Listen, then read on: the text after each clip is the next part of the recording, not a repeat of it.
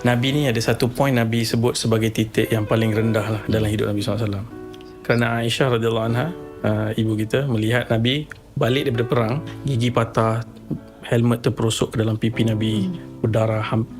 Rumours masa tu Nabi dah wafat di Medan. Tak ada hari yang lebih buruk daripada hari itu. So Aisyah radhiyallahu anha tanya, adakah hari lebih buruk daripada ni? Nabi kata ada hari lagi buruk daripada Uhud ni. Ketika Nabi di Taif. Taif tu pun di belakang tu ada kisah yang cukup menyedihkan. Nabi kehilangan figur ayah Abu Talib yang jaga Nabi 42 tahun. Daripada 8 tahun sampai umur Nabi 50 tahun, dia menyerahkan jiwa raga dia pertahankan Nabi SAW.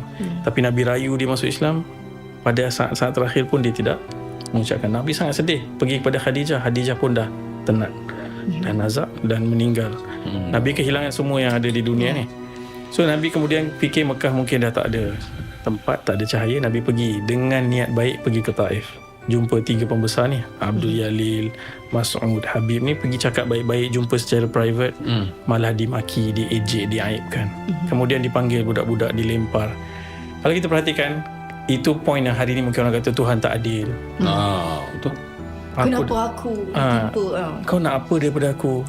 Allah. Aku dah bagi semua dah untuk engkau. Allah. Kita rasa entitled.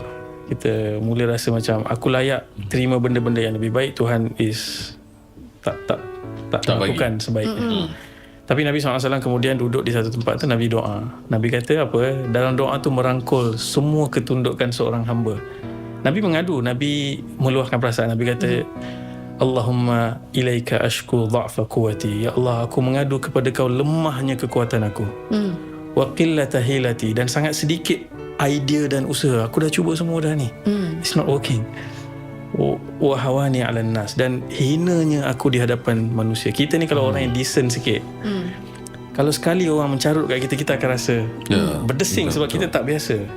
Nabi orang yang paling decent, sebaik-baik akhlak, tapi bukan hanya dimaki orang dewasa, budak-budak kecil bergatur dan melempar Nabi SAW sampai berkocak kasut Nabi dengan darah. Ya Allah. Dan dengan darah tu Nabi berdoa. Nabi kata, Anta Rabbul Mustada'afina wa Anta Rabbi. Kau Tuhan orang-orang lemah, kau Tuhan aku. Maksudnya Nabi kata aku lemah. Kalau kita baca tu, kita tak kata Nabi lemah, Nabi kuat ni. Masih tak give up ni. Kemudian Nabi kata, kepada siapa kau nak serahkan aku? Orang jauh yang bermasam muka, atau musuh-musuh aku yang mencengkam semua urusan aku? Tapi Nabi simpulkan doa tu panjang lagi. Tapi Nabi kata, Ya Allah, apa pun jadi selagi kau tak marah pada aku tak kisah. Waktu tu, nak kata tingginya karakter Nabi ni, Malaikat Jibril hanya akan turun kalau Allah bagi kebenaran. Malaikat Jibril turun, bagi tahu, doanya didengar, apa yang berlaku telah dilihat. Nabi diberitahu, wahai Rasulullah, bersama dengan aku malaikat gunung. Malaikat gunung bagi salam dekat Nabi SAW. Assalamualaikum Rasulullah. Kalau engkau sebutkan ya sahaja, aku akan ambil 2 gunung ni, aku akan hancurkan Taif. Cuba bayangkan seketika kalau kita berada di situ dengan lumuran darah, dengan rasa dah Terus kalau kita buat je lah. ataupun kita kata 2, ambil 4. Allah. Betul lah tu. Tapi Nabi menunjukkan karakter Nabi yang luar biasa. Nabi kata apa? Jangan. Mereka kaum yang tidak tahu. Aku harap daripada anak-anak mereka nanti akan lahir orang-orang yang mengucapkan la ilaha illallah.